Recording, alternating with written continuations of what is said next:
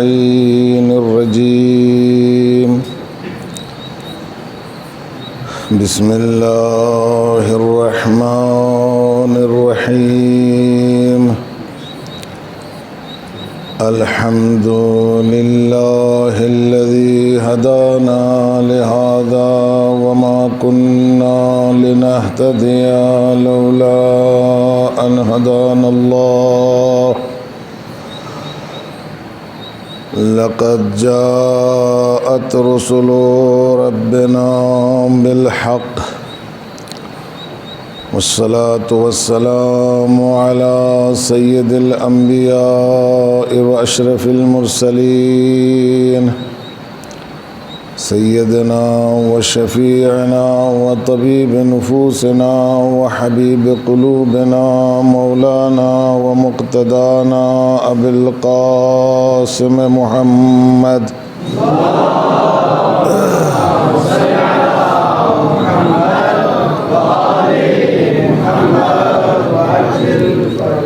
صلى الله عليه وعلى أهل بيته الطيبين الطاهرين المعصومين المظلومين المنتخبين المنتجبين الأكرمين الذين أذهب الله عنهم الرجس وطهرهم تطهيرا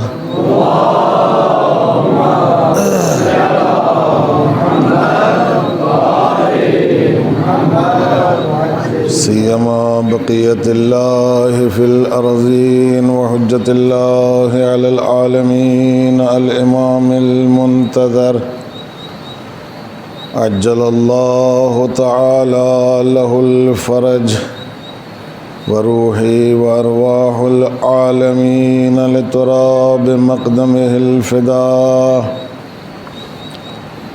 واللعنة الدائمة الباقية على أعدائهم وقاتليهم وغاصبي حقوقهم ومنكري فضائلهم ومناقبهم أجمعين من ليلتنا هذه إلى صباح يوم الدين أما بعد فقد قال الله الحكيم في كتابه الكريم وهو أصدق القائلين وقوله الحق بسم الله الرحمن الرحيم وجاهدوا في الله حق جهاده هو اجتباكم وما جعل عليكم في الدين من حرج ملة أبيكم إبراهيم هو سماكم المسلمين من قبل وفي هذا ليكون الرسول شهيدا عليكم وتكونوا شهداء على الناس فأقيموا الصلاة وآتوا الزكاة واعتصموا بالله هو مولاكم فنعم المولى ونعم النصير صدق الله العلي العظيم صلوات بر محمد وآل محمد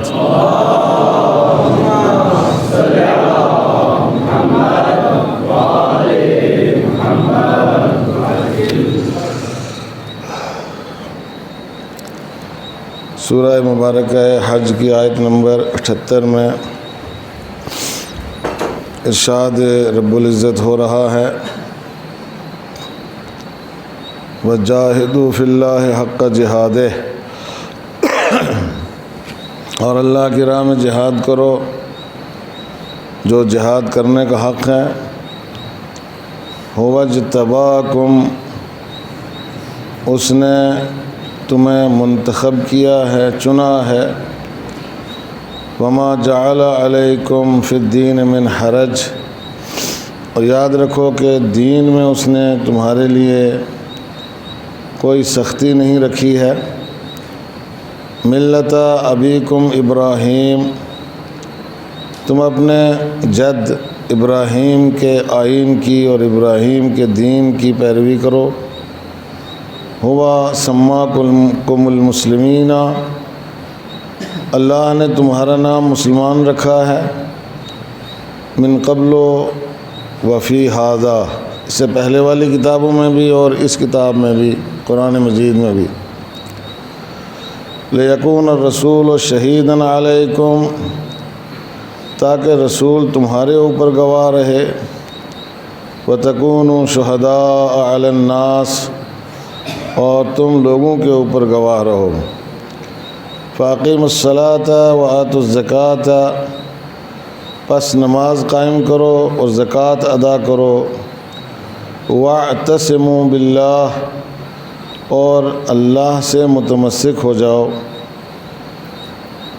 ہوا مولاکم، وہ تمہارا مولا ہے، آقا ہے، سرپرست ہے، حاکم ہے۔ فنعم المولا ونعم النصیر، پس وہ بہترین آقا ہے، بہترین سرپرست ہے، بہترین حاکم ہے اور بہترین مددگار ہے۔ ایک صلوات پڑھیں محمد و آل محمد پر۔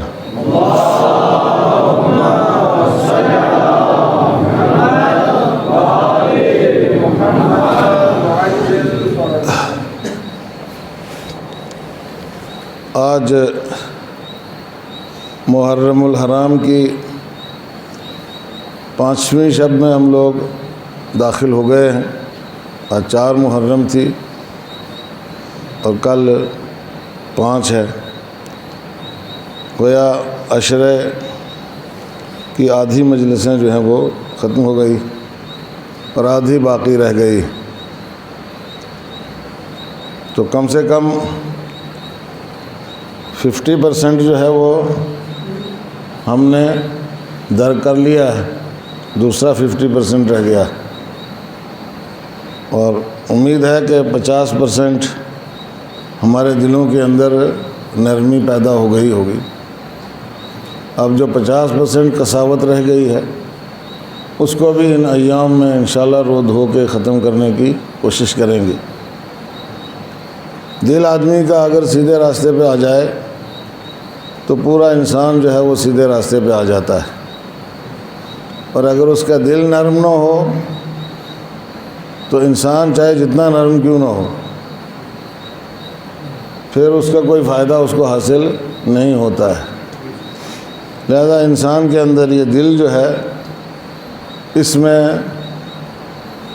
انسانیت کی نرمی پیدا کرنا ضروری ہے، شرافت و دیانت کی نرمی پیدا کرنا ضروری ہے، متانت و سنجیدگی کی نرمی پیدا کرنا ضروری ہے، اور اس کے اندر دین نے جو انسان کے اندر نرمی پیدا کرنے کے لیے کہا ہے وہ نرمی انسان کو اپنے دل میں پیدا کرنی چاہیے۔ یہ محرم الحرام کی مجلسیں جو ہیں یہ اس کے لیے بہت عظیم نسخہ ہیں کہ انسان اپنے دل کی قساوت کو دور کرے۔ انسان کے اندر جو سختی ہے، جو دل جو ہے وہ پتھر بنا ہوا ہے، جو انسان سنگ دل بنے ہوئے ہیں، سنگ دل کا مطلب کیا ہوتا ہے؟ پتھر دل، یعنی دل پتھر بن چکے ہیں۔ یہ سنگ دلی جو ہے اس کو انسان کو دور کرنا چاہیے اور نرمی پیدا کرنا چاہیے اپنے دلوں کے اندر، اور اس کے لیے سب سے بہترین نسخہ یہ محرم ہے، یہ عزاداری ہے، یہ مجلسوں میں بیٹھنا ہے، اور یہ گریہ اور ماتم ہے کہ جو ایک مظلوم کی یاد میں کیا جاتا ہے۔ ایک صلوات پڑھیں محمد و آل محمد پر۔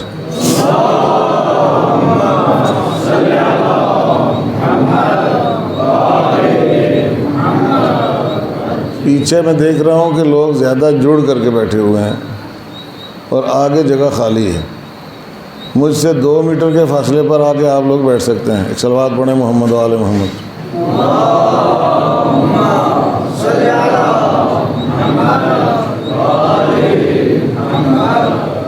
یہ بزرگ حضرات جو مجلس سن کے سمجھ سکتے ہیں وہ آگے اٹھ کے چلے آئیں، وہاں پیچھے سے آگے اٹھ کے چلیں، ٹیک لگائیں، ٹیک نہ لگائیں، آگے یہاں پہ چلے آئیں۔ ایک اور صلوات پڑھیں محمد و آل محمد پر۔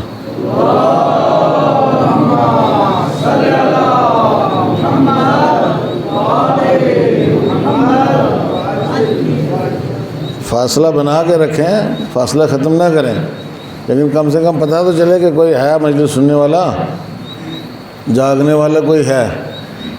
یہ ٹیک جو لگاتے ہیں لوگ، یہ سونے کے لیے ٹیک لگاتے ہیں کہ بھائی ہم آرام سے سو جائیں گے، کوئی مسئلہ نہیں ہے۔ آیا سمجھ میں؟ اگر کسی کو پرابلم ہے بیٹھنے کی تو وہ گھر سے کرسی بھی لا سکتا ہے اور کرسی رکھ کے اس کے اوپر بیٹھ سکتا ہے، اس میں کوئی اشکال نہیں ہے۔ جب کرسی پہ بیٹھ کے نماز پڑھی جا سکتی ہے تو کرسی پہ بیٹھ کے مجلس بھی سنی جا سکتی ہے۔ آیا سمجھ میں؟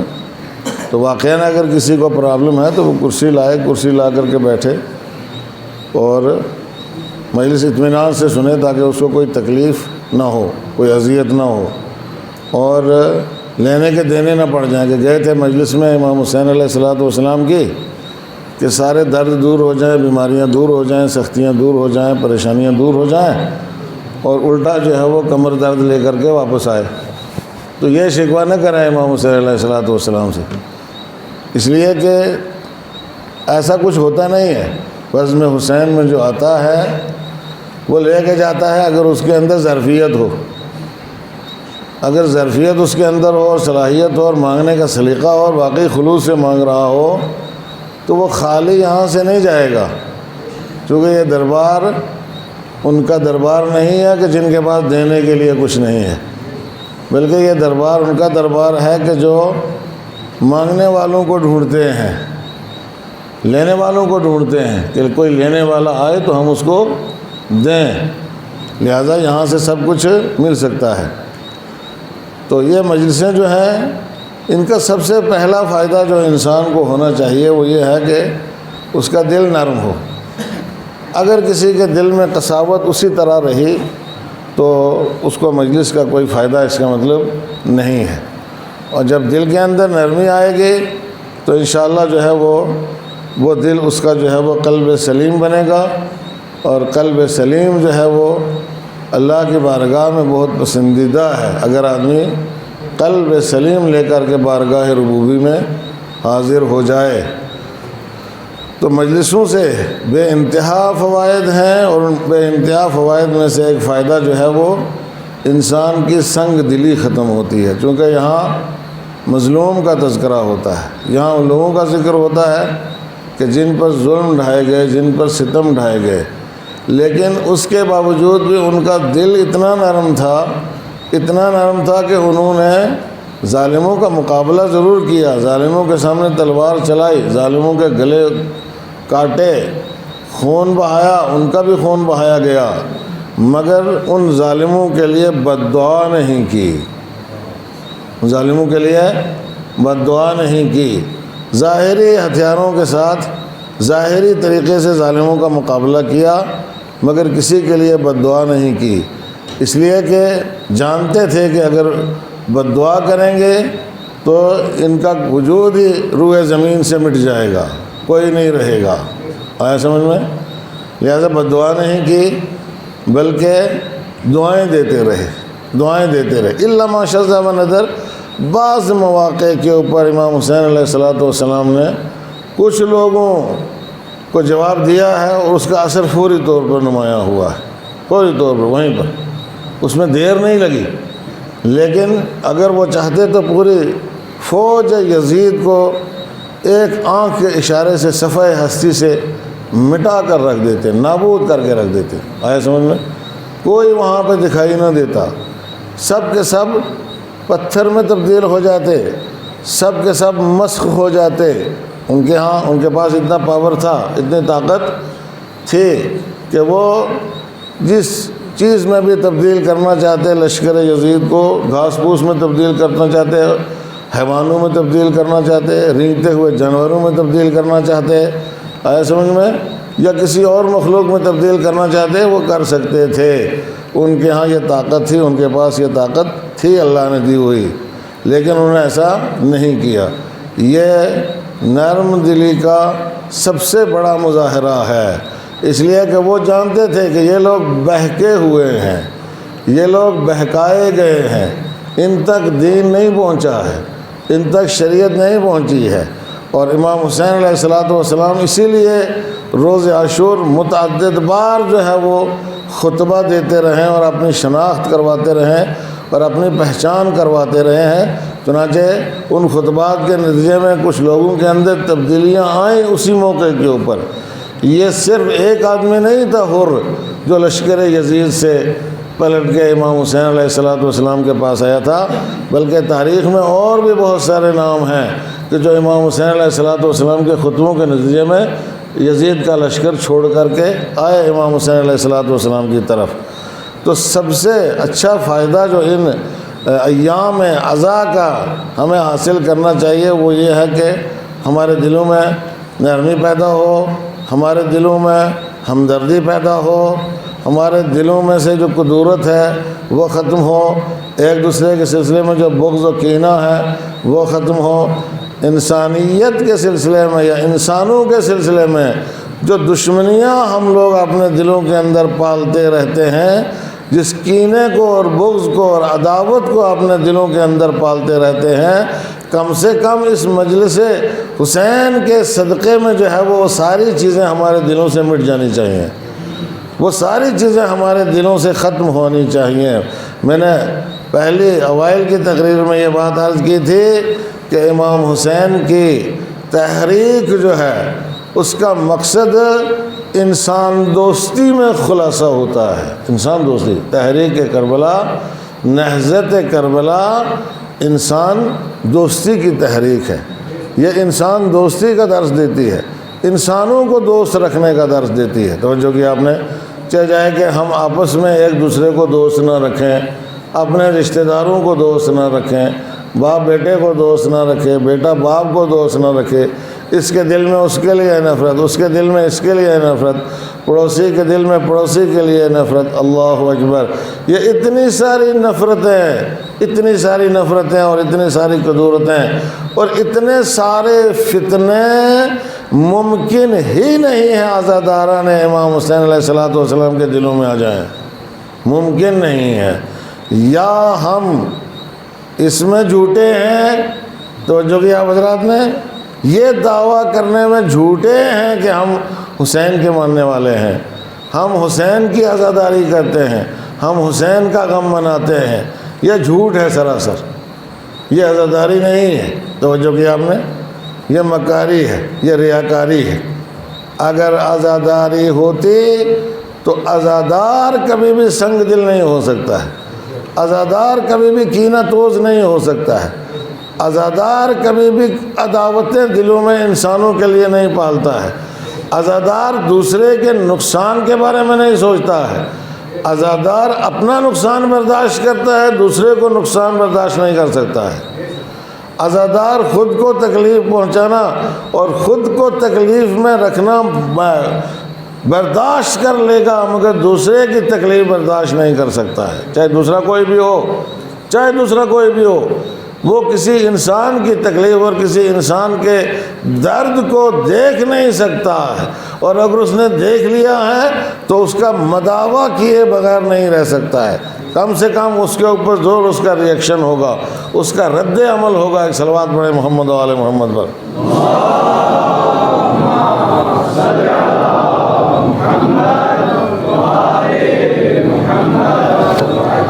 وہ چارہ جوئی کرے گا، اس درد کا مداوع کرنے کی کوشش کرے گا، اس کے بارے میں سوچے گا، اس کے بارے میں فکر کرے گا، اس کے بارے میں بات کرے گا۔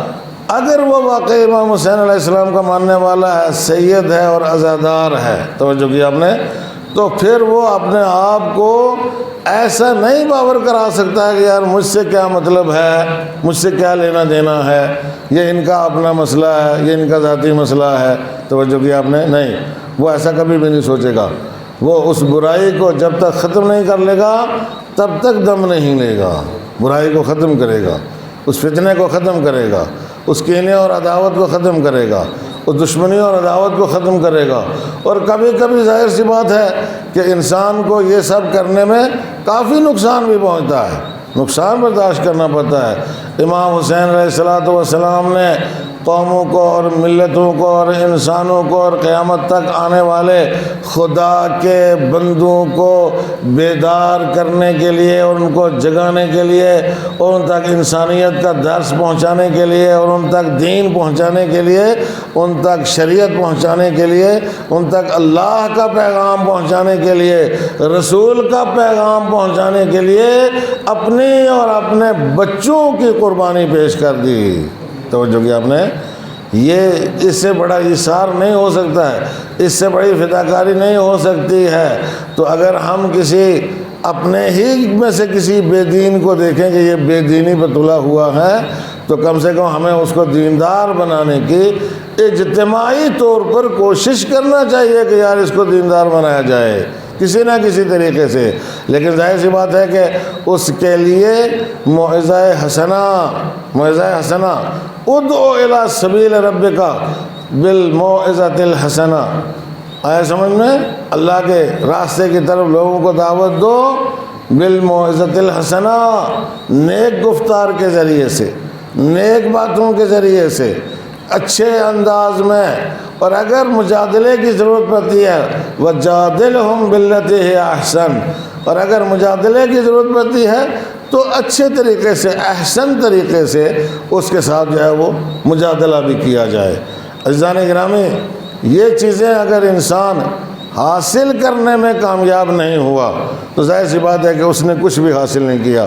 اور میں کہتا ہوں کہ یہ درسگاہ ہے، یہ مجلسیں درسگاہ ہیں، یہ یونیورسٹی ہے، اس سے کم جو آپ حاصل کرو وہ دلوں کی نرمی حاصل کرو، دلوں کی توجہ حاصل کرو، دلوں کے اندر شعور اور آگاہی پیدا کرنے کی کوشش کرو، اور اپنے آپ کو ان مظلوموں سے جوڑ کر کے دیکھو، ذرا حساب لگاؤ، ہم اپنا حساب لگائیں کہ ہم کتنے ان مظلوموں سے جڑے ہوئے ہیں۔ سمجھ میں کہ جن کی ساری فکر، جن کا سارا ہم و غم جو ہے، جن کی ساری کوشش، جن کی ساری جد و جہد و تلاش مدینے سے لے کے مکے تک اور مکے سے لے کے کربلا تک انسانیت کے لیے تھی، دین کے لیے تھی، یعنی انسانیت کے لیے تھی۔ میں نے عرض کیا دین انسانیت کے لیے ہے، توجہ کی آپ نے، اور دین انسانیت سکھاتا ہے، تو انسانیت کے لیے ساری توجہ تھی۔ اور یہ انسانیت کا جو بہترین درس ہے وہ آپ کو دین سے ملے گا، آئے سمجھ میں؟ تو ان کی فکر تو یہ تھی، ان کی کوشش تو یہ تھی، ان کی جد و جہد تو یہ تھی کہ یہ معاشرہ اور یہ سماج جو ہے وہ ہدایت کے راستے کے اوپر آ جائے۔ میں آپ کی خدمت میں اس بات کو عرض کر دوں یہاں پر رک کر کے کہ امام حسین علیہ السلام چاہتے تو مدینے میں یزید کا مقابلہ کرتے۔ تو جو کہ ہم نے امام حسین علیہ السلام چاہتے مکے اور مدینے کے درمیان کسی ایک جگہ کو منتخب کر کے یزید کا مقابلہ کرتے۔ امام حسین علیہ السلام چاہتے تو خود مکے کے اندر یزید کا مقابلہ کرتے، وہاں یزید کا مقابلہ کرتے۔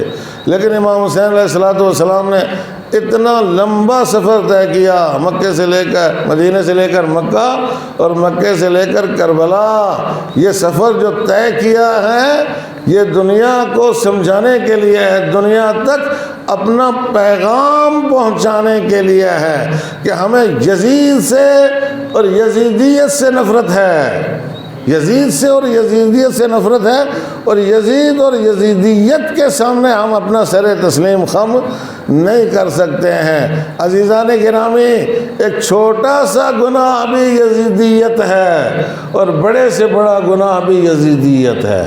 یہ مت سوچو ہم چھوٹے چھوٹے گناہ کرتے ہیں، ہم گھروں میں آپس میں لڑتے ہیں، ہم میاں بیوی آپس میں لڑتے ہیں، ہم بھائی بھائی آپس میں لڑتے ہیں، اس سے کیا لینا دینا امام حسین کا، اس سے کیا لینا دینا ہے یزیدیت کا؟ یہ ہمارا اپنا مسئلہ ہے، یہ کسی کا مسئلہ نہیں، ہمارا اپنا مسئلہ نہیں ہے، یہ سیدھے سیدھے یزیدیت ہے۔ یزید اس کا مطلب گھروں میں گھسا ہوا ہے نا، یزید دلوں میں بسا ہوا ہے، بسنا چاہیے تھا دلوں میں امام حسین علیہ السلام کو، لیکن بسا ہوا ہے اس کے بدلے میں یزید ہمارے دلوں میں، ہم اس کو نہیں نکالتے، ہم چھوٹی چھوٹی باتوں کے لیے لڑتے ہیں، چھوٹی چھوٹی چیزوں کے لیے لڑتے ہیں۔ توجہ کی آپ نے، ہم کس کے لیے لڑتے ہیں؟ دنیا کے لیے۔ دنیا کے بارے میں امیر المؤمنین علی ابن ابی طالب علیہ السلام کیا فرماتے ہیں؟ حضرت علی علیہ الصلوۃ والسلام دنیا کے بارے میں فرماتے ہیں، ایک اور صلوات پڑھیں محمد و آل محمد پر۔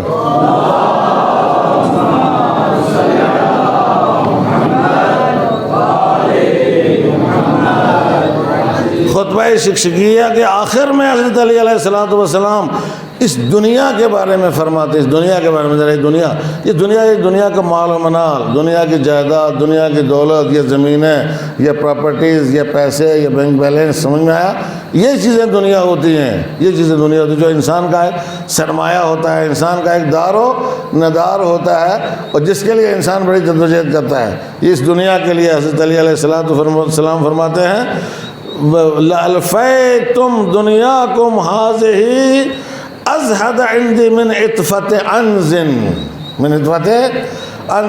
تم یہ دیکھتے کہ تمہاری یہ دنیا میرے نزدیک وہ بکری کی ناک سے جو پانی نکلتا ہے، جو بلغم نکلتا ہے، اس سے زیادہ بدتر ہے، اس سے زیادہ بدتر ہے تمہاری یہ دنیا، جس کے لیے تم لڑتے ہو، جس کے لیے تم گلے کاٹتے ہو، جس کے لیے تم جو ایک دوسرے کو وہ کرتے ہو، سمجھ میں اذیت کرتے ہو، آزار کرتے ہو، پریشان کرتے ہو، آئے سمجھے؟ اس کی قیمت علی کی نظر میں تو جو علی کا ماننے والا ہے، یہ تو ہو ہی نہیں سکتا کہ وہ اس دنیا کو پھر اتنی اہمیت دے کہ اس کے لیے اصل باپ کی قدر نہیں، بھائی کی قدر نہیں، کوئی رشتہ داری نہیں، کوئی قرابت داری نہیں، کوئی اڑوس پڑوس نہیں، کسی کا کوئی لحاظ نہیں، کسی کا کوئی خیال نہیں۔ کیوں؟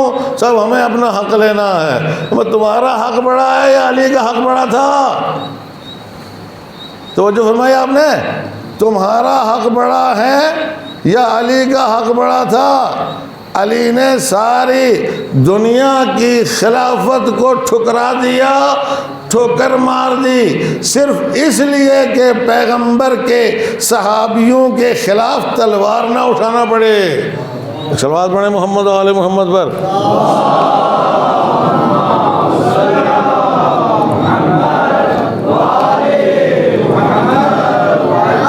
صرف اس لیے کہ پیغمبر کے جو صحابی تھے نا، ان کے خلاف تلوار نہ اٹھانا پڑے، ان کا خون نہ بہانا پڑے، ان کی گردنیں نہ مارنی پڑیں۔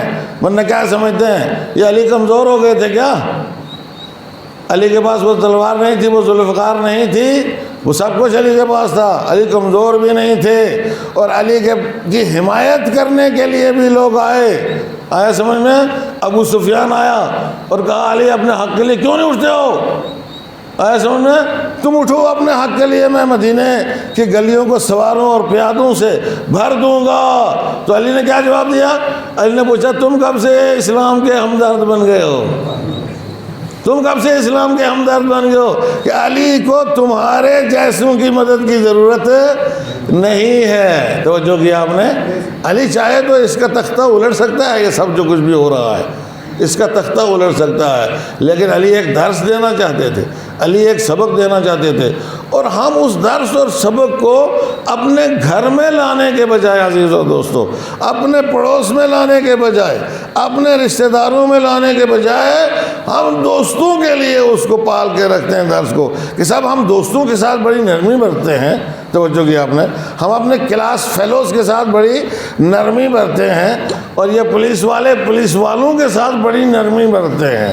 یہ ادھر بڑے نرم ہوتے ہیں، یہ ادھر بڑے نرم دل ہوتے ہیں، اور یہ ساری تھانے داری ان کی آگے گھر میں نکلتی ہے، ساری ہیکڑی ان کی آگے کہاں نکلتی ہے؟ گھر میں نکلتی ہے۔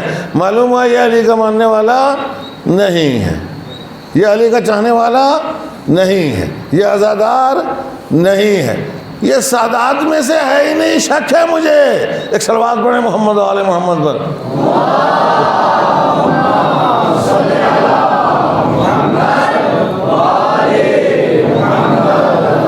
بابا کچھ تو اثر ہونا چاہیے اس کے اندر، سیادت کا کچھ تو اثر ہونا چاہیے، کچھ تو اثر ہونا چاہیے، کچھ پتہ چلے کہ یہ سید ہے؟ نہیں، کہیں سے پتہ نہیں چلتا ہے۔ اگر سادات یہاں کے آپس میں ایک دوسرے کے ساتھ نہ لڑتے ہوتے اور ان میں اتحاد اور اتفاق ہوتا، ہمدردی ہوتی ایک دوسرے کے تئیں، اور یہ ایک دوسرے کے حقوق پر دست درازی نہ کرتے، تو ہم کہتے کہ یہ مولا علی کے ماننے والے ہیں۔ توجہ کی آپ نے؟ اور یہ سادات کی نسل سے ہیں، توجہ کیا آپ نے۔ لیکن عزیزان گرامی، وقت گزرنے کے ساتھ ساتھ نسلوں کے اندر خرابیاں پیدا ہو جاتی ہیں، کبھی کبھی نطفے خراب ہوتے ہیں، توجہ کیا آپ نے، اور کبھی کبھی جو ہے نطفے تو ٹھیک ہیں لیکن جس چیز سے نطفہ بنا ہے وہ خراب ہے۔ نطفہ بنتا ہے نا کسی چیز سے، اس کے پیچھے کوئی روزی لگتی ہے، کوئی روٹی لگتی ہے، کوئی رزق لگتا ہے، توجہ کیا آپ نے، کچھ چیزیں استعمال ہوتی ہیں جس سے نطفہ بنتا ہے۔ اگر ان میں خرابی ہے تو طبعاً نطفے میں بھی خرابی ہو جائے گی اور تبدیلی آ جائے گی، خراب ہو جائے گا۔ سمجھ میں آیا آپ حضرات کی؟ عزیزان گرامی، یہ محرم جو ہے، محرم انسانوں کے اندر تبدیلی پیدا کرے، محرم عزاداروں کے اندر تبدیلی پیدا کرے، مجلسیں عزاداروں کے اندر تبدیلی پیدا کریں۔ اگر پچھلے سال فتنے زیادہ تھے تو اس سال فتنے کم ہونا چاہیے، اور اگلے سال اس سے بھی کم ہونا چاہیے، اور 2-3 سال میں سارے فتنے اس علاقے سے کم سادات کے درمیان سے مٹ جانا چاہیے، ختم ہو جانا چاہیے۔ عزیزان گرامی، جب علی علیہ السلام اصحاب رسول کو بچانے کے لیے اپنے حق سے دستبردار ہو سکتے ہیں تو ہم اپنے قرابت داروں کو بچانے کے لیے اپنے حق سے دستبردار کیوں نہیں ہو سکتے ہیں؟ ایک صلوات پڑھے محمد و آل محمد پر۔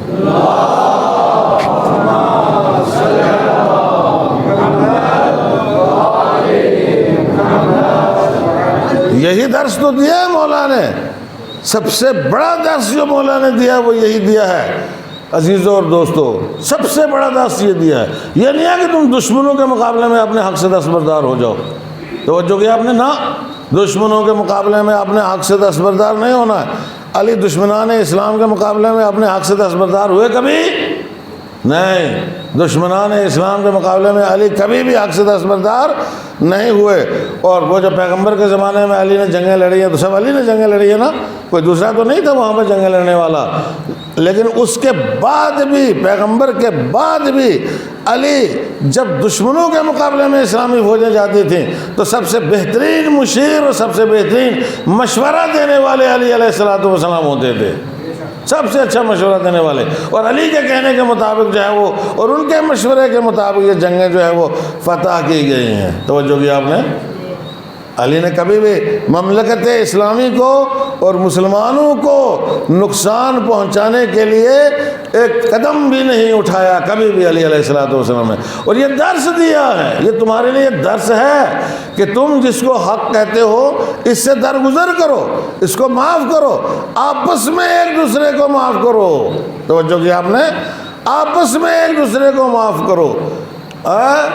اشداء علی الکفار رحماء بینہم کا مصداق بنو، جیسے میں نے کل پرسوں کسی مجلس میں عرض کیا تھا کہ جو رسول خدا کے ماننے والے ہیں ان کو کیسے ہونا چاہیے، ان کو کفار پر سخت ہونا چاہیے۔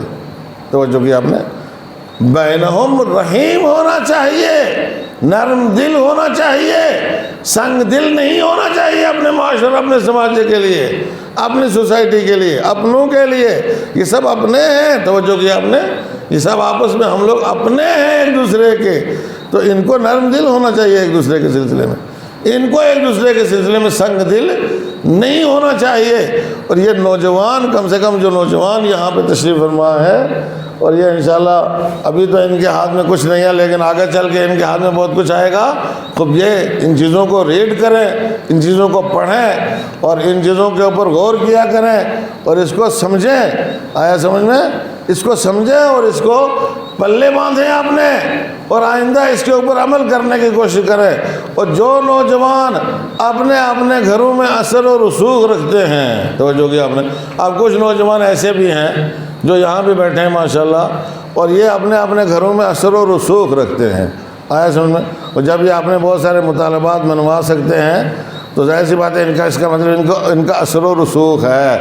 تو آپ کم سے کم یہ چیز تو اپنے گھروں میں پیدا کرو کہ بھائی ایک دوسرے کے بارے میں نفرت نہیں، سمجھ میں آیا، نفرت نہیں، برا مت سوچو کسی کا، اچھا سوچو سب کا، سب کا اچھا سوچو کہ تمہارا اچھا ہوگا، دوسروں کا برا سوچو کہ تمہارا برا ہوگا۔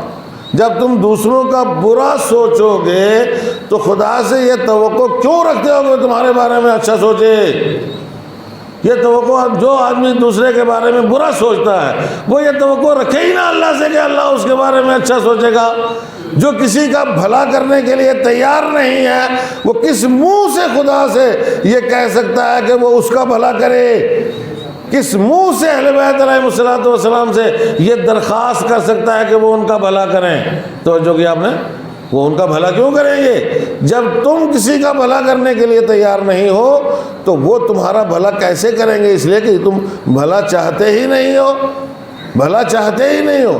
اب دوسرے کا بھلا چاہو گے تو تمہارا بھلا ہوگا، دوسرے کا بھلا نہیں چاہو گے تو تمہارا بھلا نہیں ہو سکتا ہے۔ تو کم سے کم یہ چیزیں اپنے گھروں کے اندر رائج کرو تاکہ نفرتیں کم ہو جائیں، دشمنیاں کم ہو جائیں، عداوتیں کم ہو جائیں۔ توجہ کیا آپ نے؟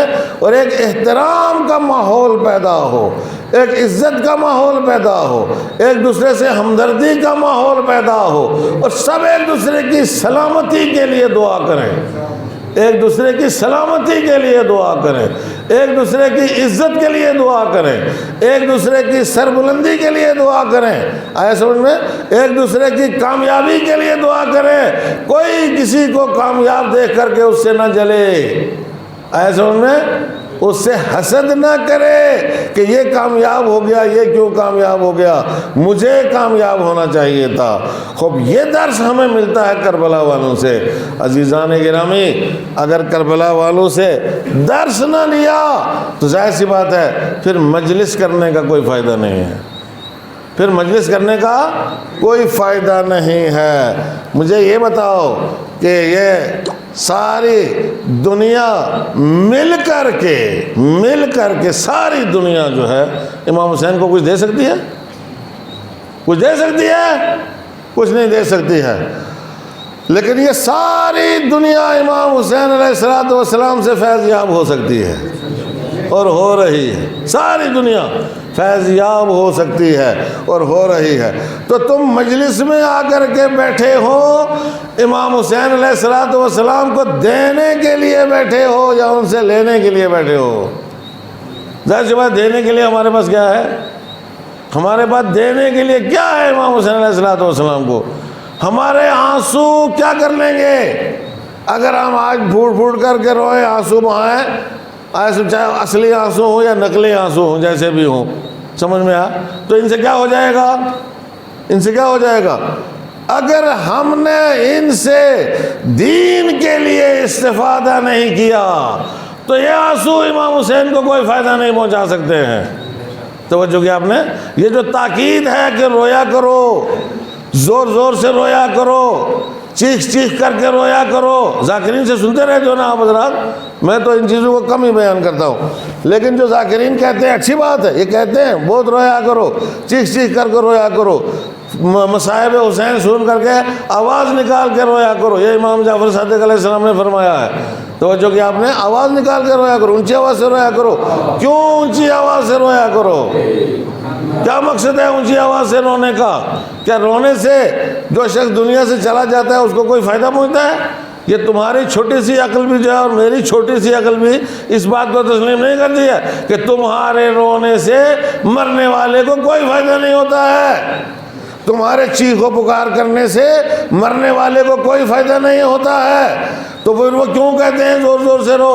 وہ اس لیے کہتے ہیں زور زور سے رو کہ جب تم زور زور سے رو گے تو کوئی تو آ کے تم سے پوچھے گا تم کیوں رو رہے ہو، کوئی تو آ کے تم سے سوال کرے گا تم کیوں رو رہے ہو، تم کیوں چیخ رہے ہو، تم کیوں فریاد کر رہے ہو۔ اور جب وہ تم سے آ کر کے پوچھے گا کہ تم رو کیوں رہے ہو تو تم داستان کربلا بیان کر دینا، داستان کربلا بیان کر دینا۔ داستان علی اکبر بیان کر دینا، داستان علی اصغر بیان کر دینا، عباس کے شان کٹنے کے حالات جو ہے وہ بتا دینا، توجہ کیا آپ نے، ان کے پیاس کی حالت کو جو ہے وہ دنیا کے سامنے اجاگر کرنا، ان کے سامنے اجاگر کرنا، اور وہ تاریخ کربلا جو ہے وہ ان کے سامنے دہرانا، یہ تمہارا کام ہے۔ اس لیے کہا گیا کہ زور زور سے رو، چیخ چیخ کر کے رو، تاکہ دنیا سنے اور دنیا تم سے پوچھے۔ اگر آج ہم اس حالت میں آ گئے ہیں کہ جب ہم چاہے جتنا چیختے رہیں کوئی ہم سے پوچھتا نہیں ہے، کوئی ہم سے سوال نہیں کرتا ہے، تو اس کا مطلب کیا ہے؟ جانتے ہو اس کا مطلب کیا ہے؟ اس کی وجہ کیا ہے؟ اس کی وجہ یہ ہے کہ یا تو لوگوں کے کان بہرے ہو گئے ہیں، ایک وجہ تو یہ ہو سکتی ہے کہ سب کے کان بہرے ہو گئے، کوئی سنتا ہی نہیں ہے، یا پھر یہ ہے کہ لوگ تاڑ گئے ہیں کہ بھائی یہ حقیقت میں نہیں روتے ہیں، یہ دکھاوے کے لیے روتے ہیں، یہ جن کے لیے روتے ہیں ان کا ان سے کوئی لینا دینا نہیں ہے، ان میں اور ان میں آپس میں کوئی سنخیت ہے ہی نہیں ہے، کوئی شباہت ہی نہیں پائی جاتی ہے۔ یہ رو تو رہے ہیں، یہ جوان رو رہا ہے، معاذ اللہ آپ حضرات معاف کریں، یہ جوان رو رہا ہے مگر اس میں اور علی اکبر میں کوئی شباہت ہے؟ یہ بچہ رو رہا ہے مگر اس میں اور علی اصغر میں کوئی شباہت ہے؟ یہ عورتیں زور زور سے روتی ہیں، ماتم کرتی ہیں، غم مناتی ہیں، توجہ کیا آپ نے، اور کبھی کبھی ویڈیو بھی ان کے آتے ہیں، توجہ کیا آپ نے، ان میں اور زینب کبریٰ میں کوئی شباہت ہے؟ ان کے کردار میں اور ان کے کردار میں کوئی شباہت ہے؟ آپس میں کچھ ملتا ہے ان کا؟ وہ دیکھتے ہیں نا، دنیا دیکھتی ہے۔ آج دنیا کو یہ نہ سمجھو کہ وہ اس نے تاریخ کربلا نہیں پڑھی ہے، یہ مت سمجھو کہ دنیا نے تاریخ کربلا نہیں پڑھی ہے، دنیا نے تاریخ کربلا بھی پڑھی ہے، اور کربلا کے راستے پر چلنے والوں کی زندگیوں کی تاریخیں بھی وہ پڑھ رہے ہیں۔ یہ جو تاریخیں چلتی پھرتی تاریخیں ہیں نا، اور یہ کہتے ہیں ہم کربلا والوں کے ماننے والے ہیں، ان کو بھی تو لوگ پڑھتے ہیں یا نہیں پڑھتے؟ ان کو بھی تو لوگ دیکھتے ہیں ان کو، یہ کیسے ہیں، ان کا کرتوت کیسے ہیں، ان کا کردار کیسا ہے، تو پھر کسی کے اوپر کیوں اثر ہوگا اس بات کا؟ کسی کے اوپر اثر نہیں ہوگا، توجہ کیا آپ نے، لہذا سنخیت پیدا ہونا چاہیے، شباہت پیدا ہونا چاہیے۔ تو یہ جو امام نے کہا چیخ چیخ کر کے رو، اس لیے کہا تاکہ کوئی آ کر کے آپ سے سوال کرے، توجہ کیا آپ نے۔ اور اگر آج وہ چیز جو ہے وہ مؤثر واقع نہیں ہو رہی ہے، وہ چیز مؤثر واقع نہیں، تو آپ ثواب کے لیے رو، چیخ چیخ کر کے لیے رو، لیکن اب لوگوں کے اندر کربلا کے واقعے کو پہنچانے کے لیے اب کردار میں تبدیلی پیدا کرنے کی ضرورت ہے، کربلا والوں کا کردار اپنانے کی ضرورت ہے، اس مظلومیت کو مظلوم بن کر کے دنیا کے سامنے پہنچانے کی ضرورت ہے۔ توجہ کیا آپ نے، ہم مظلوم تو نہیں ہیں آج کے زمانے میں۔ ایک صلوات پڑھے محمد و آل محمد۔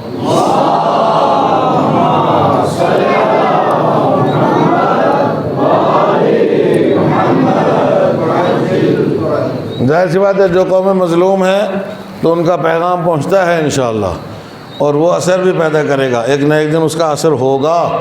لیکن ظاہر سی بات ہے کچھ لوگ جو مظلوم نہیں ہیں ان کا پیغام کہیں تک نہیں جاتا ہے، پہنچتا ہی نہیں، اس کا کوئی اثر ہونے والا نہیں ہے۔ لہذا یہ مجلسیں منانے کا اگر اس اعتبار سے ہم لوگ فائدہ حاصل نہ کر سکیں، یہاں پر بھی نظر ثانی کی ضرورت ہے، توجہ کی آپ نے، یہاں نظر ثانی کی ضرورت ہے، باقاعدہ طور پر بیٹھ کے غور کر کے نظر ثانی کرنے کی ضرورت ہے کہ یہ روایتی انداز میں جو ہم مجلسیں منا رہے ہیں، ہر سال مجلس مناتے ہیں، محرم آتا ہے ہماری مجلسیں شروع ہو جاتی ہیں، لیکن جب ہمارے نجی پروگرام ہوتے ہیں، اس بات کو بھی آپ حضرات ذہن میں بٹھائیں۔ دیکھیں ہمارے ہاں کوئی مر جاتا ہے، شیعہ سنی اکٹھے ہوتے ہیں، ہمارے ہاں شادی بیاہ کا موقع ہوتا ہے، شیعہ سنی اکٹھے ہوتے ہیں، سارے ہوتے ہیں، ہمارے جنازوں پر سب ہوتے ہیں، آج دونوں قومیں جو ہے برابر اس گاؤں میں رہنے والے سارے ہوتے ہیں۔ وجہ کیا ہے کہ جب ہم عزاداری مناتے ہیں، مجلس مناتے ہیں تو سنی نہیں آتے ہیں، تو جو کہ ہم نے تو اس کے اوپر بھی غور کرنے کی ضرورت ہے نا۔ وجہ یہ ہے کہ ہم نے ان کو دعوت نہیں دی، ہم نے ان کو وہ حیثیت نہیں دی ہے، ہم نے ان کا استقبال نہیں کیا ہے، ہم نے ان کی آؤ بھگت نہیں کی ہے، ہم نے امام حسین علیہ السلام کا مہمان نہیں بنایا ہے ان کو۔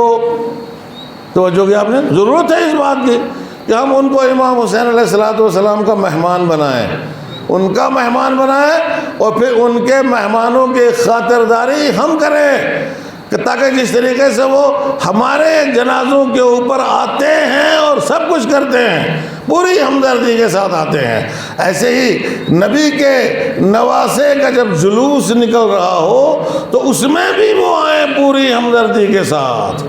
توجہ کیا آپ نے؟ تو کہیں نہ کہیں قصور کس کا ہے؟ توجہ، ہمیں اپنے کردار کے اوپر غور کرنے کی ضرورت ہے، اپنے طریقہ کار کے اوپر غور کرنے کی ضرورت ہے، کہ جس طریقے سے ہمیں پیش کرنا چاہیے تھا محرم کو، جس خلوص کے ساتھ، آیا سمجھ میں، جس انہماک کے ساتھ، جس توجہ کے ساتھ، جس پابندی کے ساتھ، جس مظلومیت کے ساتھ، جس اثر پذیری کے ساتھ اور جس تأثر کے ساتھ ہمیں اس کو پیش کرنا چاہیے تھا، اس کے ساتھ ہم پیش کرنے میں ناکام ہوئے ہیں۔ توجہ کیا آپ نے؟ تو دنیا دیکھتی ہے یار، اگر یہ مجلسیں کرتے بھی ہیں تو کیا فرق پڑتا ہے، ان میں کوئی تبدیلی تو آئی نہیں ہے، سمجھ میں آیا؟ یہ بالکل اسی طرح جیسے ہم ہیں، تو پھر ظاہر سی بات ہے ہم ان کی مجلس میں جا کے کیا کریں گے؟ ہم اپنے طور پر مجلس منائیں گے یا نہیں منائیں گے؟ ایک صلوات پڑھیں محمد و آل محمد۔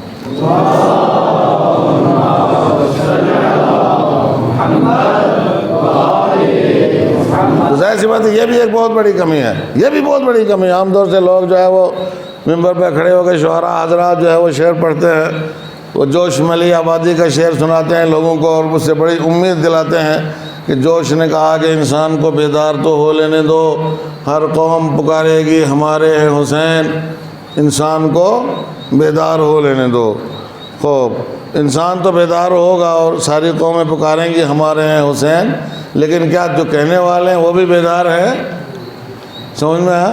یہی پہلے بیدار ہونا اور یہ کہیں ہمارے ہیں حسین۔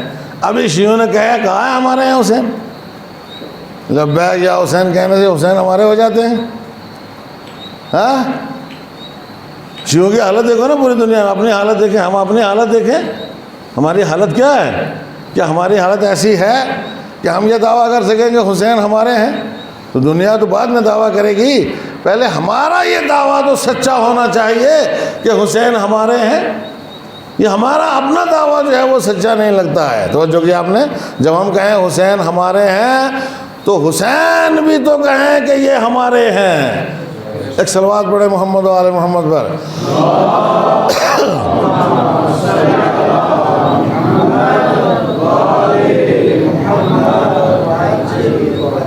ہمارے اس دعوے کے اندر حقیقت پیدا ہونا چاہیے، سچائی پیدا ہونا چاہیے، وہ درد پیدا ہونا چاہیے۔ جس دن ہم کہیں کہ حسین ہمارے ہیں تو پھر اس دن ہمارے اندر کوئی خصلت معاذ اللہ یزید والی نہیں ہونا چاہیے، یزید والی کوئی خصلت نہیں ہونا چاہیے، پھر کوئی خصلت یزید والی نہیں ہونا چاہیے۔ اگر یزید والی خصلتیں موجود ہیں اور ہم دعویٰ کرتے پھرتے ہیں حسین ہمارے ہیں یا لبیک یا حسین، تو یہ لبیک یا حسین جو ہے اس کا کوئی فائدہ نہیں۔ اس طرح کے دعووں سے دنیا فریب نہیں کھاتی آج کے زمانے میں۔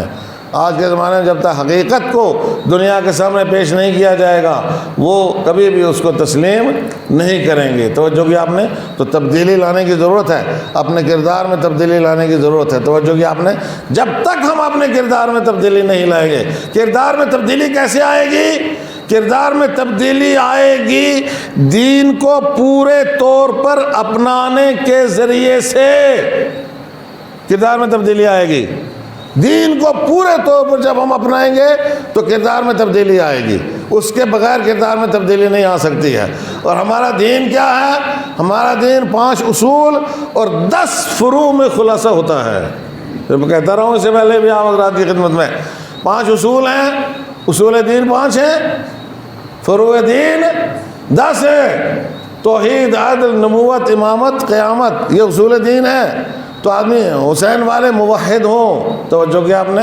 شرک کا شائبہ بھی نہ ہو، شرک کا شائبہ بھی نہ ہو، اور جب حسینی کہے لا الہ الا اللہ تو زمین کا ذرہ ذرہ اس کے ساتھ گواہی دے لا الہ الا اللہ، یہ حسینی بول رہا ہے لا الہ الا اللہ، کوئی مذاق نہیں، آپ کے چاروں طرف ہر چیز جو ہے وہ اس بات کی شہادت دے کہ واقعاً اس نے دل سے لا الہ الا اللہ کہا گیا، دل سے اس نے طاغوتوں کا انکار کیا ہے۔ حقیقت میں اس کا طواغیت سے کوئی لینا دینا نہیں ہے، یہ طاغوتوں کو نہیں مانتا ہے۔ توجہ کیا آپ نے، وہ لا الہ الا اللہ ایسا ہونا چاہیے، باور ہو جائے، یقین ہو جائے سننے والوں کو کہ یہ پورے وجود سے لا الہ الا اللہ کہہ رہا ہے۔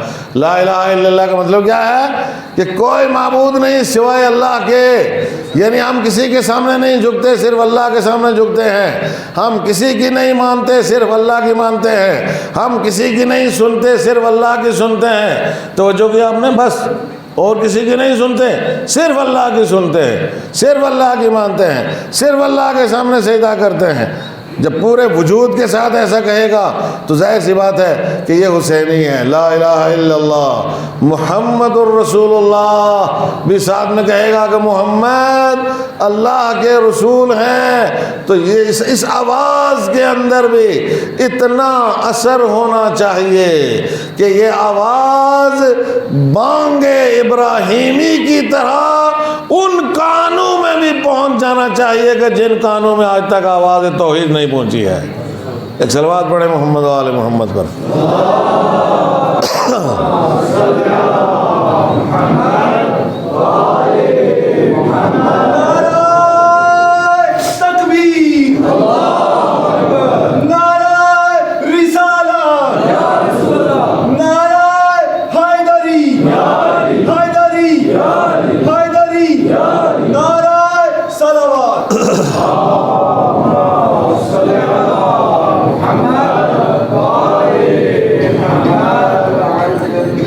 اللہ نے حضرت ابراہیم کو حکم دیا، جب خانہ کعبہ تعمیر ہو گیا تو حکم ملا قرآن مجید میں حضرت ابراہیم کو، وَأَذِّن فِي النَّاسِ بِالْحَجِّ، آئے سنیں، لوگوں کو حج کے لیے بلاؤ، دعوت دو، یا تو کا رجالا، تمہارے پاس مختلف علاقوں سے لوگ جو ہے وہ حج کے لیے آئیں گے۔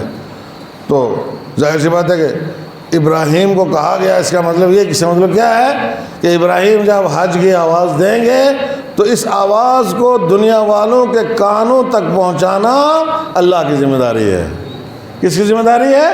اللہ کی ذمہ داری ہے۔ اور کوئی ابراہیم کو نہ آواز دے، ابراہیم کی طرح آواز دے، ابراہیم کی طرح آواز دینا، پتہ چلے کہ یہ مومن ابراہیم کی طرح آواز دے رہا ہے تو اس کی آواز جو ہے وہ دنیا کے کانوں میں پہنچے گی، دنیا اس کی آواز کو سنے گی اور اس کی آواز پر لبیک کہے گی۔ توجہ کیا ہم نے، لبیک کہے گی اور آئے گی۔ لیکن کیا کوئی ایسا ابھی پیدا ہوا ہے؟ ایسا ابھی پیدا نہیں ہوا، اور جو ہوئے ہیں ظاہر سی بات ہے کہ اس کی آواز دنیا کے کانوں تک پہنچی۔ انقلاب اسلامی ایران کی آواز ایک مرد مجاہد کے ذریعے سے پوری دنیا کے کانوں تک پہنچ گئی، پوری دنیا کے کانوں تک پہنچ گئی، اور ان میں جن کی ہدایت ہونا تھی ان کی ہدایت ہو گئی، اور جن کی ہدایت نہیں ہونا تھی ان کی ہدایت نہیں ہوئی۔ مگر ایک آدمی نے آواز دی تھی، ایک آدمی نے آواز اٹھائی تھی، ابراہیم کے انداز میں آواز اٹھائی تھی ایک آدمی نے۔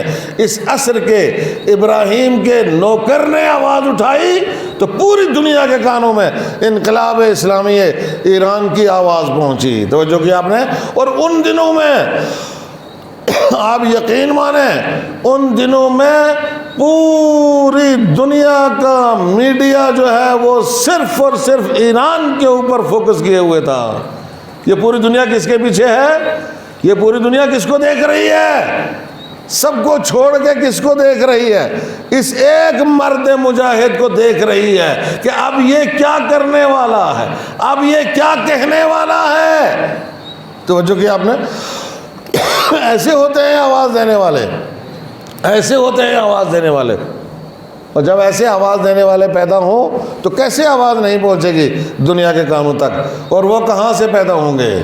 بھائی اس بات کو ذہن میں رکھیں عزیزو، یاد رکھو کہ یہ اس طرح کے آواز دینے والے یہ مکتب عزاداری امام حسین علیہ السلام سے تربیت پاتے ہیں، اور کوئی مکتب ایسا نہیں ہے کہ جہاں سے ایسے لوگ وجود میں آتے ہوں۔ ایک صلوات پڑھیں محمد و آل محمد پر۔ اللهم صل على محمد وعلى مکتب ہے، یہاں سے لوگ جو ہے وہ، یہاں سے ایسے لوگ وجود میں آتے ہیں، اسی مجلس اعزاز سے ایسے لوگ وجود میں آتے ہیں، اسی ذکر حسین سے ایسے لوگ وجود میں آتے ہیں، اسی ذکر مصیبت سے ایسے لوگ وجود میں آتے ہیں، چونکہ یہ ایسے لوگوں کی داستان ہے کہ جو اپنے خدا کے مطیع بندے تھے، اطاعت گزار بندے تھے اپنے خدا کے، توجہ کیا، اپنے اطاعت گزار بندے، وہ اللہ کی اطاعت کے کرتے تھے۔ تو اطاعت گزار بندوں کا جب ذکر ہوتا ہے تو وہاں سے لوگ اطاعت گزار بنتے ہیں، مطیع بنتے ہیں، فرما بردار بنتے ہیں، وہاں سے باغی وجود میں نہیں آتے ہیں، وہاں سے طاغی وجود میں نہیں آتے ہیں، وہاں سے سرکش لوگ وجود میں نہیں آتے ہیں۔ عزاداری باغیوں کی تربیت کے لیے نہیں ہے، طاغیوں کی تربیت کے لیے نہیں ہے، سرکشوں کی تربیت کے لیے نہیں ہے۔ عزاداری مطیع افراد کی تربیت کرتی ہے، مطیع فرمان، جو اپنے مولا کے فرمان کی اطاعت کرتے ہیں۔ عزاداری ایسے لوگوں کی تربیت کرتی ہے، اور وہ لوگ مکتب عزاداری کے تربیت یافتہ ہوتے ہیں، اس لیے کہ عزاداری اطاعت سکھاتی ہے، اطاعت سکھاتی ہے۔ ایک صلوات پڑھے محمد و آل محمد پر۔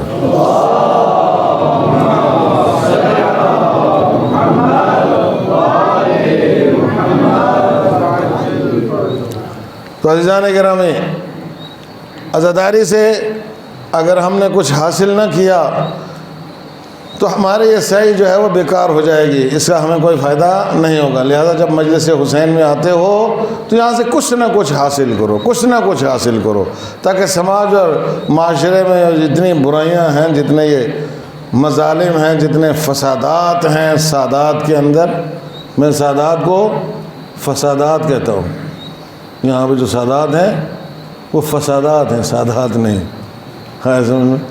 سب سے زیادہ فسادات ان کے اندر ہے، آپ دیکھو، یعنی ان کے اندر تو ہونا ہی نہیں چاہیے، ایک آدھ فتنہ اور فساد بھی نہیں ہونا چاہیے، چاہے جائے کہ سب سے زیادہ ہوں، چاہے کہ سب سے زیادہ ہوں، توجہ کیا میں، ایک آدھ بھی نہیں ہونا چاہیے، چھوٹا سا واقعہ بھی نہیں ہونا چاہیے، لیکن یہاں سب سے زیادہ ہے، تو یہ فسادات ہے یا سادات ہے؟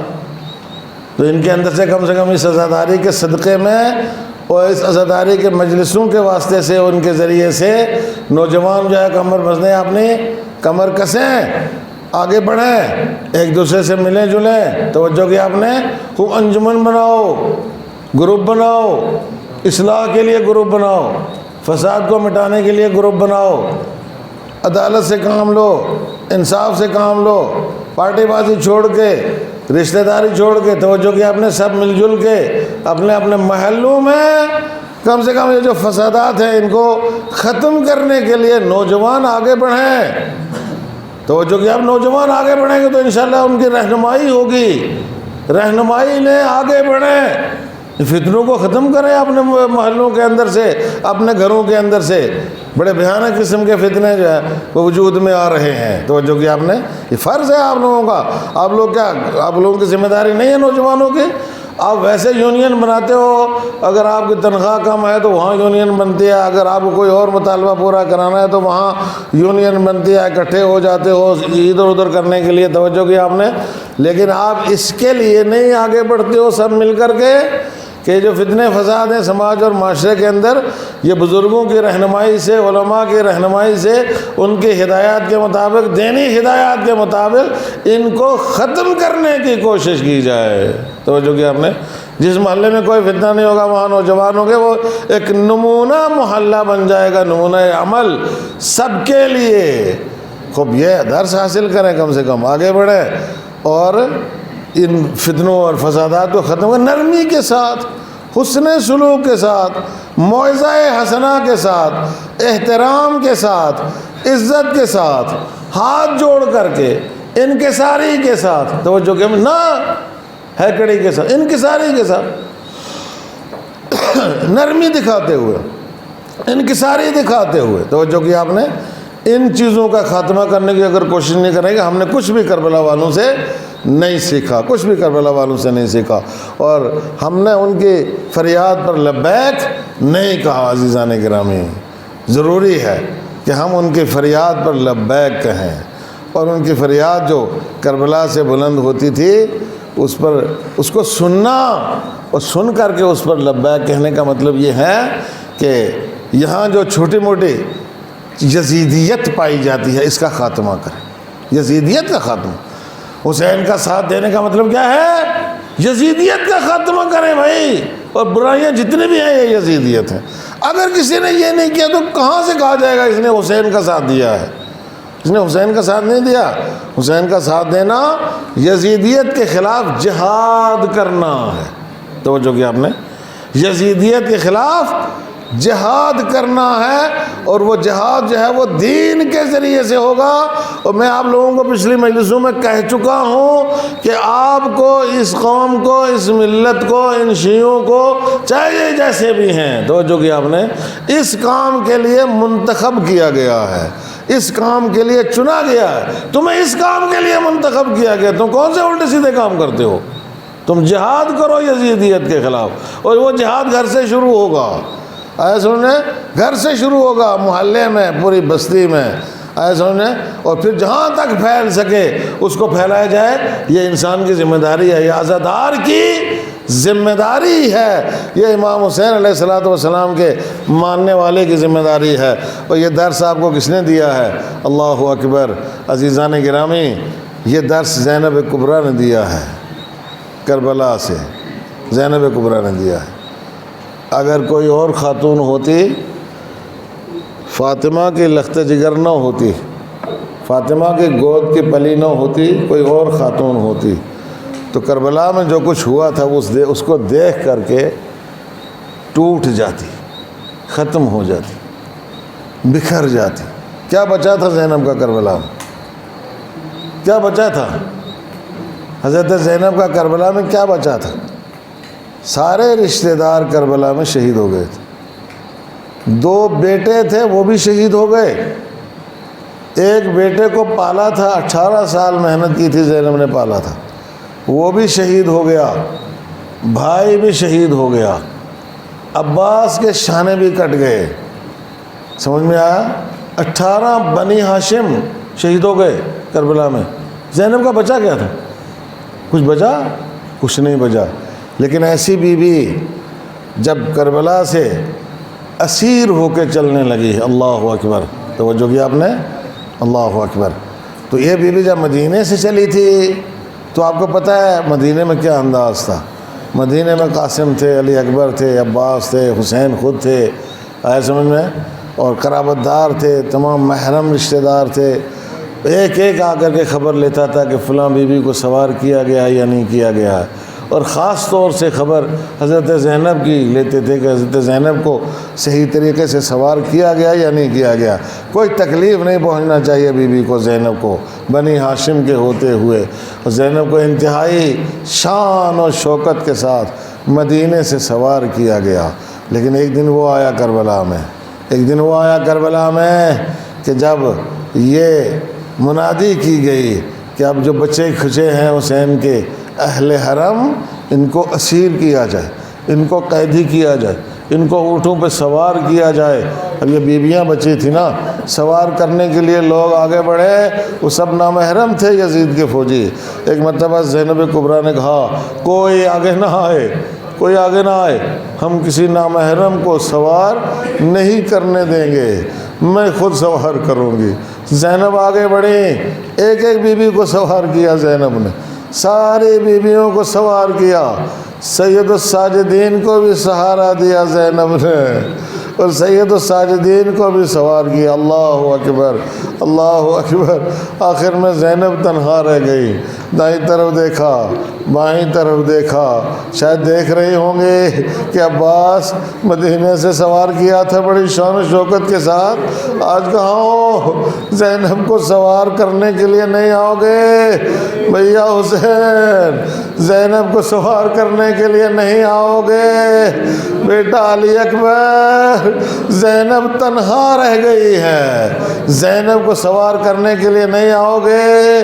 زینب سوار ہوئی، کس طریقے سے سوار ہوئی نہیں کہا جا سکتا ہے عزیزان گرامی۔ زینب سوار ہوئی، لیکن یہ بی بی اب غم کا پہاڑ سینے پہ لے کے جا رہی ہے، مگر اس کی ذمہ داری جو ہے اس غم کے پہاڑ سے بھی کہیں بڑی ذمہ داری ہے۔ اب زینب کو کیا کرنا ہے؟ زینب کو بتانا ہے کوفے میں کہ حسین کو بے گناہ شہید کیا گیا ہے۔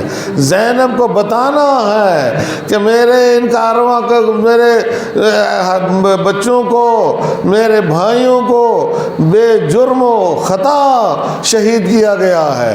زینب کو بتانا ہے کہ یہ نبی کے نواسے تھے جن کو شہید کیا گیا ہے، اور امت نے شہید کیا ہے کہ جو نبی کا کلمہ پڑھنے والی ہے۔ حسین کا کوئی قصور نہیں تھا، یہ زینب کو بتانا ہے۔ زینب نے کوفے میں بتایا، جب ایک مرتبہ عبید اللہ ابن زیاد کے سامنے مظلوم کربلا کا سر رکھا گیا، فرزند رسول کا سر رکھا گیا، اور وہ چھڑی سے دندان مبارک کے ساتھ گستاخی کر رہا تھا، زینب دیکھ رہی تھی، زینب دیکھ رہی تھی۔ ایک مرتبہ مخاطب ہوا اور پوچھا اس نے کہ زینب کہاں ہے؟ اللہ اکبر، اللہ اکبر۔ کسی نے کہا کہ زینب ادھر اسیروں میں کھڑی ہے۔ اس نے پوچھا زینب کیف رأیت صنع اللہ بأخیک الحسین؟ زینب تو نے کیسا پایا جو اللہ نے تیرے بھائی حسین کے ساتھ سلوک کیا؟ اللہ اکبر۔ زینب نے فقرہ سنا، دشمن خدا کا فقرہ سنا، دل چھلنی ہو گیا، دل ٹکڑے ٹکڑے ہو گیا، کلیجہ تار تار ہو گیا، مگر علی کی شیر دل بیٹی نے جواب دیا، ما رأیت الا جمیلا، ہم نے جو کچھ دیکھا وہ بہت اچھا دیکھا۔ حسین شہید ہوئے مشیت پروردگار، عباس کے شانے کٹے مشیت پروردگار، قاسم شہید ہوئے مشیت پروردگار، علی اکبر کا جگر ٹکڑے ٹکڑے ہوا مشیت پروردگار، ہمیں قیدی بنایا گیا مشیت پروردگار۔ ہم نے جو کچھ دیکھا اللہ کی طرف سے وہ اچھا دیکھا ہے، اس لیے کہ ہم اللہ کی رضا پر راضی ہیں۔ الا لعنت اللہ علی القوم الظالمین، فسيعلم الذین ظلموا ای منقلب ینقلبون۔ انا للہ و انا الیہ راجعون، رضا بقضائہ و تسلیما لامرہ۔